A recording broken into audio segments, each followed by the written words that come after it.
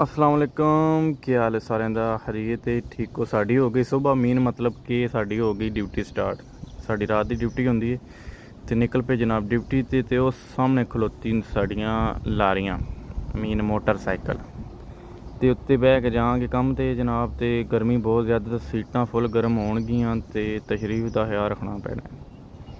ਤੇ ਇਹ ਚੈੱਕ ਕਰੋ ਤੇ ਇਹ ਆ ਕੇ ਬਾਈਕ ਕੋਲ ਜਨਾਬ ਖੋਲਿਆ ਬੋਕਸ ਤੇ ਕੀਤਾ ਚੈੱਕ ਕੇ ਮਾਲ ਵਿੱਚ ਹੀ ਤੇ ਇਹ ਜਨਾਬ ਹੋ ਗਏ ਫੁੱਲ ਤਿਆਰ ਤੇ ਹੁਣ ਜਾਣ ਦੀ ਤਿਆਰੀ ਜਨਾਬ ਫੁੱਲ ਹੈ।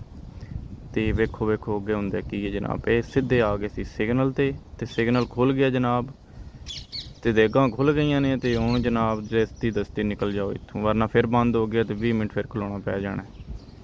ਤੇ ਇਹ ਜਨਾਬ ਅਸੀਂ ਚੜ੍ਹ ਗਏ ਰੋਡ ਤੇ।